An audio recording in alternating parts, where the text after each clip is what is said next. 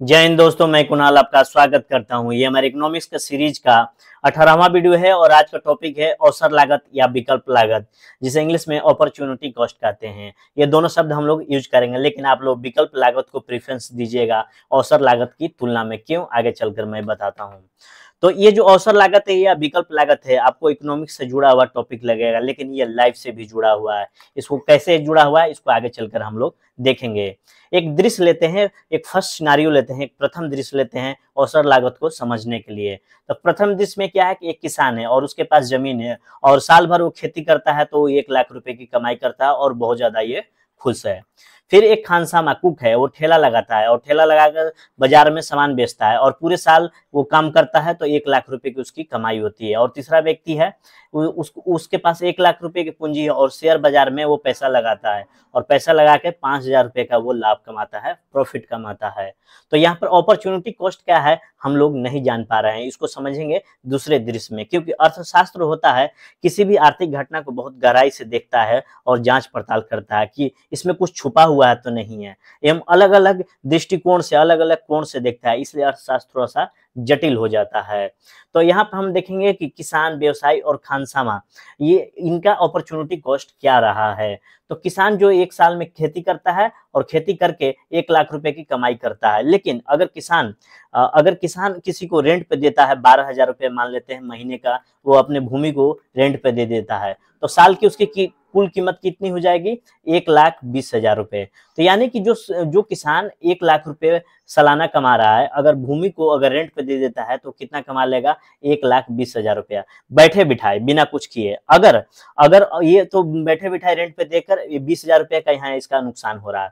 फिर उसके बाद यही व्यक्ति अगर मनरेगा में काम करता है, यही व्यक्ति कहाँ काम करता है? मनरेगा में। मनरेगा में काम करता है तो 100 दिन का कितना हो गया?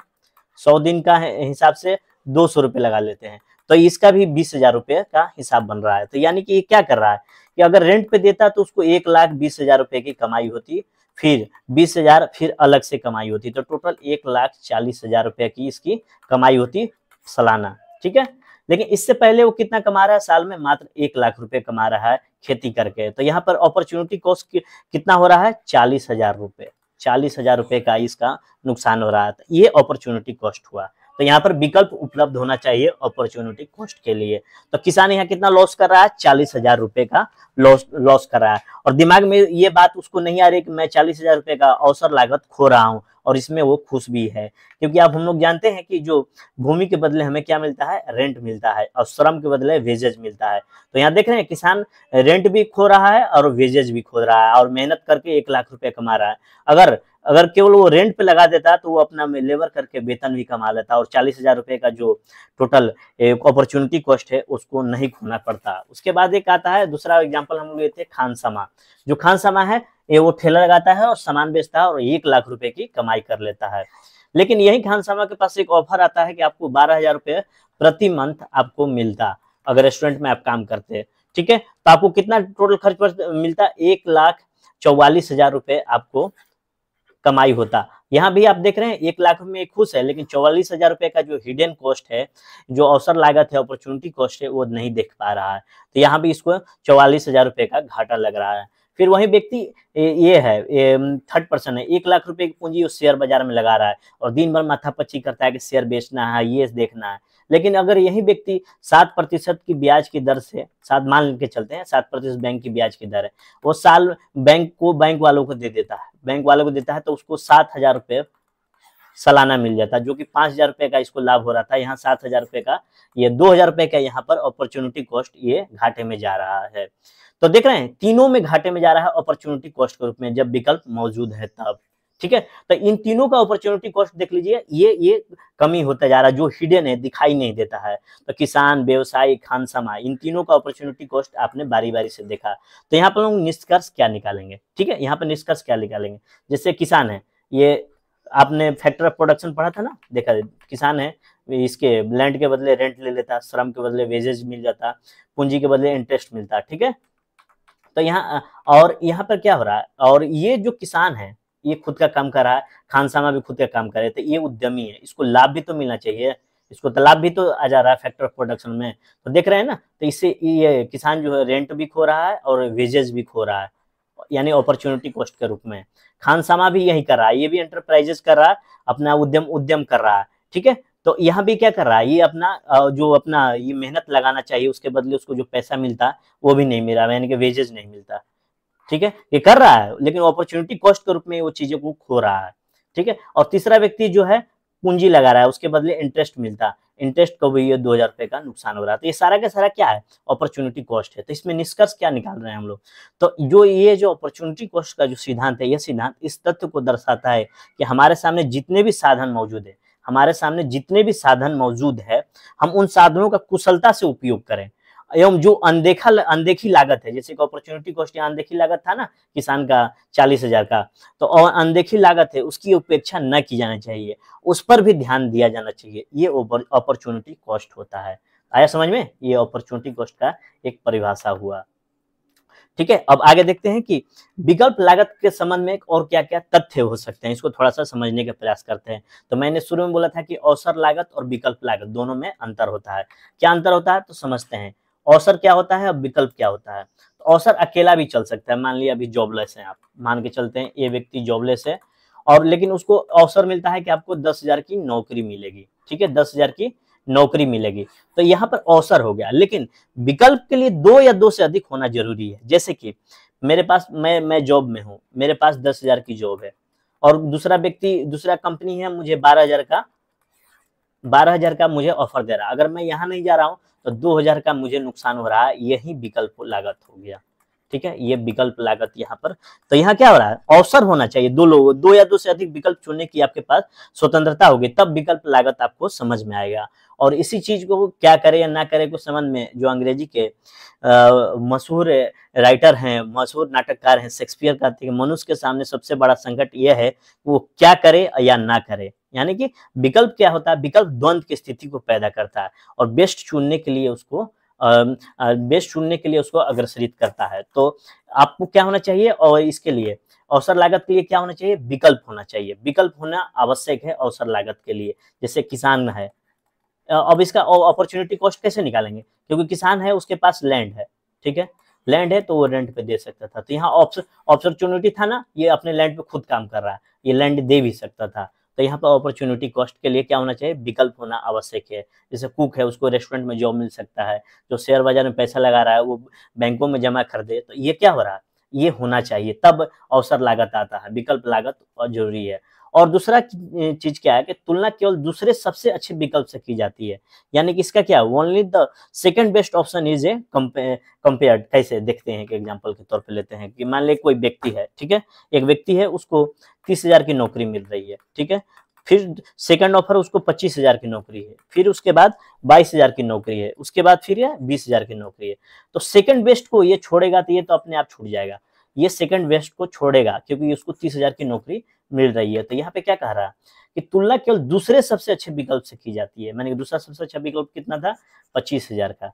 तो अवसर लागत दूसरे सबसे अच्छे विकल्प से की जाती है, इसको थोड़ा सा ध्यान रखिएगा।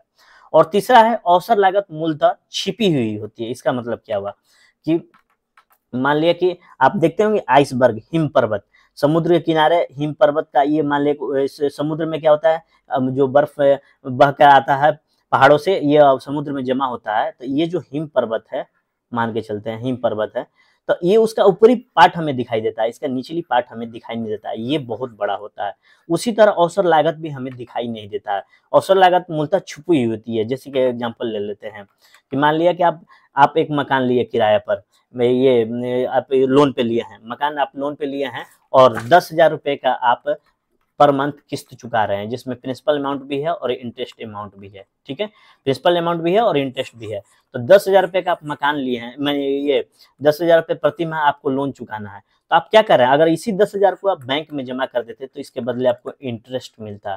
तो ये देख रहे हैं आप, यहाँ पर इंटरेस्ट जो है यह छुपा हुआ है।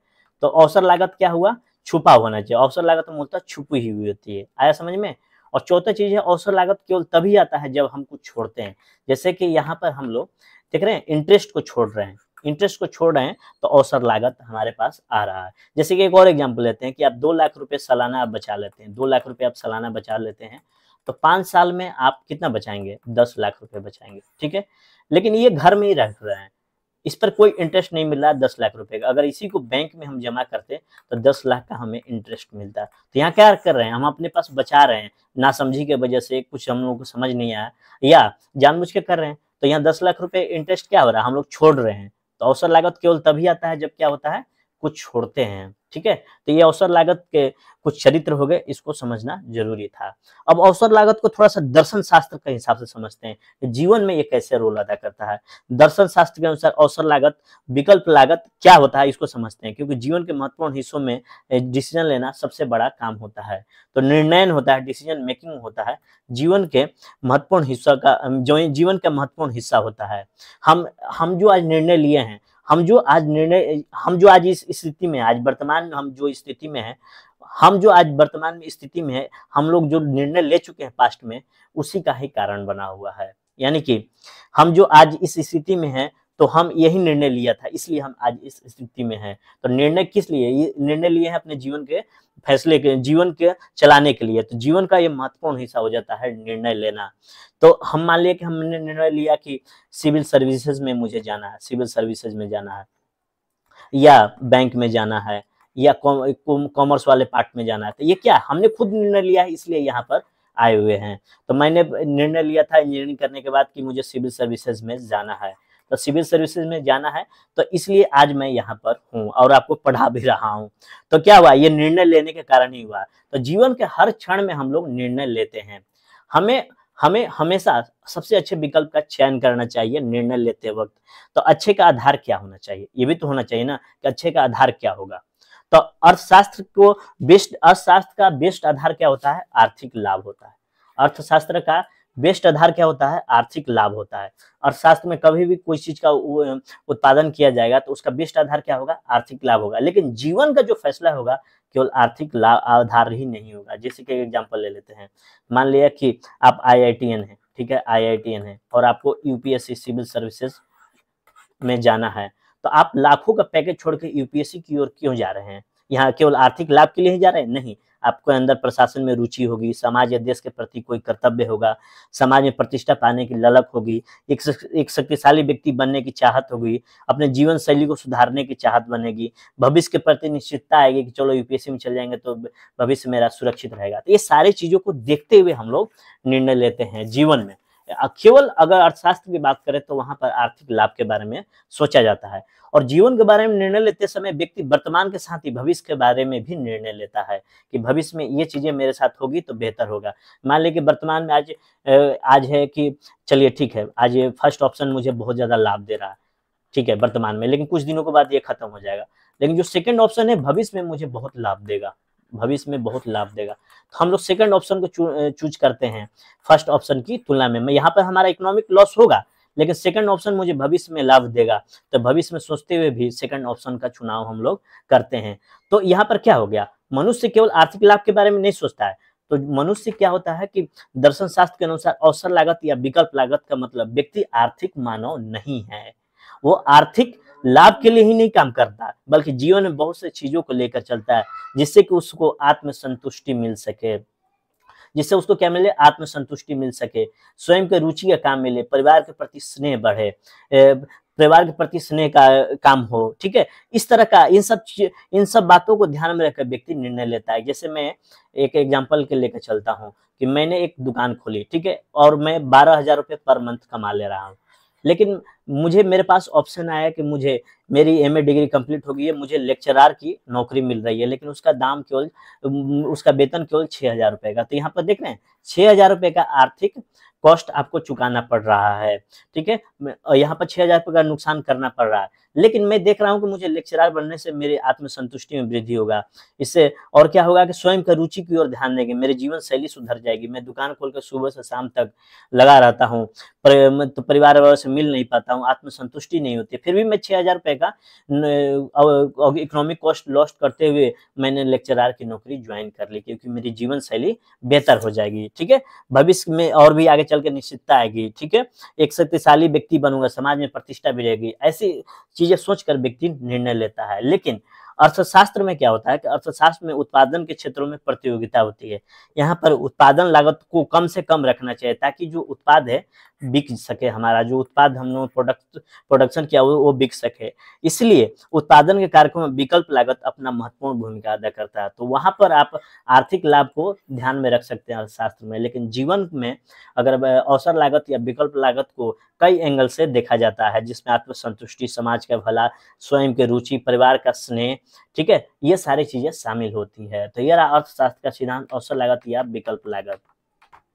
तो हम लोग अवसर लागत या विकल्प लागत को दो सिनारियों से समझा था। उसके बाद हमने देखा था इसके चरित्र क्या होते हैं अवसर लागत के, और तीसरा देखा था कि दर्शन शास्त्र के अनुसार अवसर लागत क्या होता है। तो आज भर के लिए इतना ही रखते हैं। आपके समय के लिए धन्यवाद, आपके सहयोग के लिए भी धन्यवाद, और जय हिंद जय भारत। ठीक है, तो कल अगले दिन हम लोग आय का चक्रीय प्रभाव पढ़ेंगे। तो आज भर के लिए इतना ही, आपके सहयोग के लिए धन्यवाद, नमस्कार, जय हिंद।